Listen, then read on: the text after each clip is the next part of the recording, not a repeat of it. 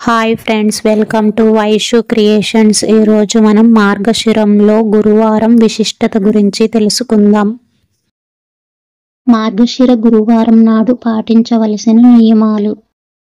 గురువారం నాడు పిండి వంటలు కూడా నూనెతో చేయకూడదు. గురువారం పూజ చేసే వాళ్ళు ఆ రోజున చేపలు, మాంసం తినకూడదు. తలకు నూనె రాసుకోకూడదు. పత్తితో ఒత్తులు చేయకూడదు. సొరకాయ కానీ నీచు కూరలు కానీ తినకూడదు.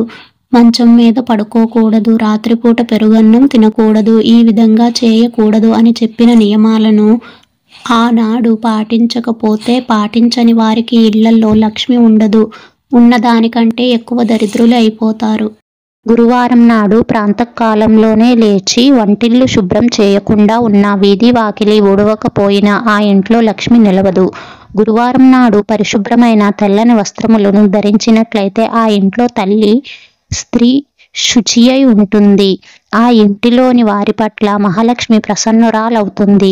స్త్రీలు గురువారం నాడు పిల్లలను కొట్టడం, తిట్టడం చెయ్యకూడదు. ఇల్లు వాకిలి అశుభ్రంగా ఉంచుకోకూడదు. వంట సామానులు అంట్లు తోమకుండా ఉండకూడదు. సాయంకాలం సమయంలో గుమ్మం దగ్గర సంధ్యాదీపం పెట్టకుండా ఉండకూడదు. ఈ నియమాలను పాటించాలి.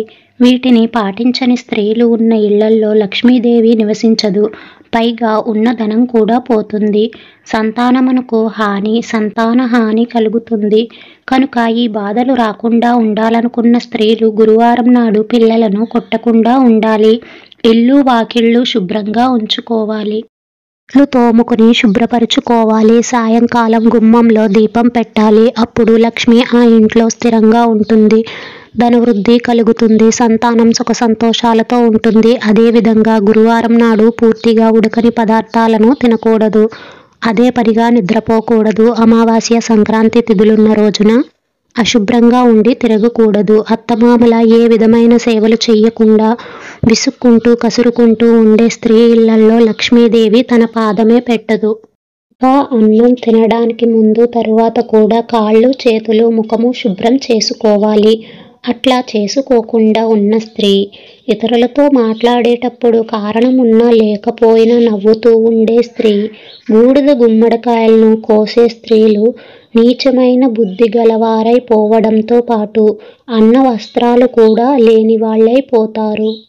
ఏ స్త్రీ గురువారం నాడు తాను చేయవలసిన పూజలు చేయకుండా ఆచరించవలసిన ధర్మాలను ఆచరించకుండా ఉంటుందో, ఎదురు పురుషునితో కలిసి ఉండటం మాత్రమే కోరుకుంటూ ఉంటుందో ఆ స్త్రీ పాపపు బావిలో పడిపోతుంది. పైగా బ్రతికి ఉన్నన్ని రోజులు తిండికి ముఖం వాచిపోతుంది. గురువారం, అమావాస్య, సంక్రాంతి తిథులలో తినకూడని పదార్థాలను తిన్న ఆ స్త్రీలు చివరి దశలో అనేక బాధలు పడతారు. చనిపోయిన తర్వాత యమకింకురల చేత అనేక బాధలు పెట్టబడతారు కూడా.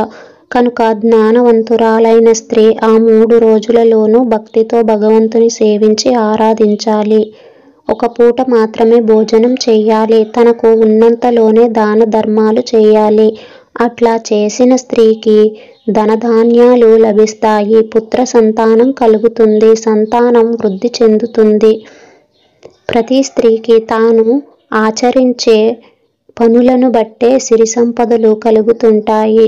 ఆ కాలంలోనే నిద్ర లేచిన వెంటనే ముఖం కడుక్కోవాలి. అట్లా కడుక్కోని స్త్రీ ముఖం చూచిన పాతకములు చుట్టుకుంటాయి. పైగా ఏ పని మొదలుపెట్టినా పూర్తి కాదు, ఫలితం రాదు, విజయం లభించదు. స్త్రీ దక్షిణం వైపుకి, పడమర వైపుకి కూర్చుని ఏ పదార్థాన్ని తినకూడదు. చీకటి పడిన తరువాత తలకు నూనె రాసుకోకూడదు. మాసిపోయిన బట్టలను ఎక్కడ పడితే అక్కడ ఇంటి నిండా పడేయకూడదు. భర్త ఆజ్ఞ లేనిదే ఎక్కడికి వెళ్ళకూడదు. ఎవరి ఇళ్లకు అసలు వెళ్ళకూడదు. భర్త మాట వినకుండా ఉండకూడదు. భర్తకు ఎదురు చెప్పకూడదు. దైవ సంబంధమైన పనులయందు, దేవతలయందు, బ్రాహ్మణులయందు భక్తి, నమ్మకము లేకుండా ఉండటం, దాన ధర్మాలు చెయ్యకుండా ఉండటం అనేవి కూడని పనులు. ఈ పనులు చేసే స్త్రీలు ఉన్న ఇల్లు రుద్రభూమి, శ్మశానంతో సమానం. కనుక ఆ ఇళ్లలో లక్ష్మీదేవి అడుగు పెట్టదు. ఉత్తమమైన స్త్రీ భర్తను సేవించి ఆయన ఆజ్ఞ ప్రకారంగానే ప్రవర్తిస్తుండాలి. అత్తమామలకు చేయవలసిన సేవలను వదిలిపెట్టకుండానే అతిథి సత్కారాలు చేస్తూ ఉండాలి.